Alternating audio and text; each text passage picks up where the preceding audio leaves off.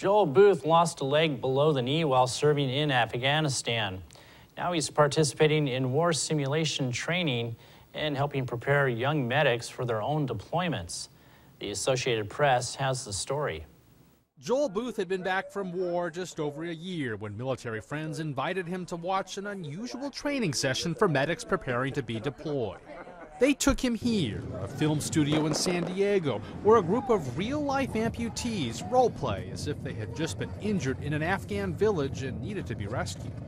Some worried the combat scenario would be too much for Booth, who suffers from post-traumatic stress after having his leg amputated below the knee from an injury caused by an IED blast in Afghanistan. Instead, it inspired the Navy corpsman to become the first amputee actor in the simulation who had actually lost a limb to war.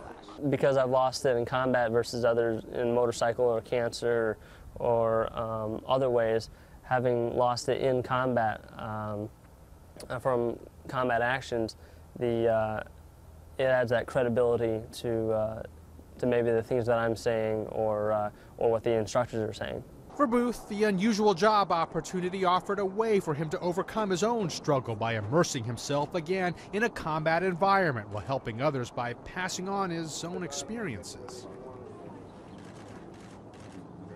It's fun in certain ways, but then being able to come here and help corpsmen and give them related experiences and give them good tips and ideas of how to help save other lives, that's huge for me, is able to pass it on and give back to the guys that are up and coming.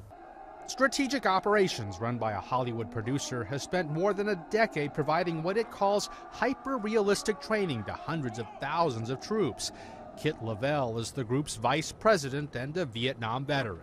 It was during training exercises a few years ago when we realized that some of the people who are experiencing PTSD could be helped by putting themselves into an immersive training environment like this with a therapist involved. On a recent morning, Booth sat in a warehouse at the studio where makeup artists worked to make his injury seem as shocking as possible.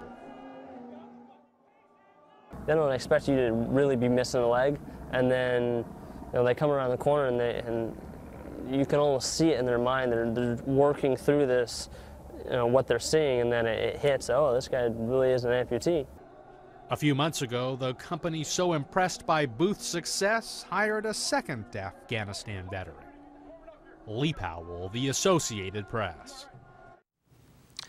And we'll be right back after this.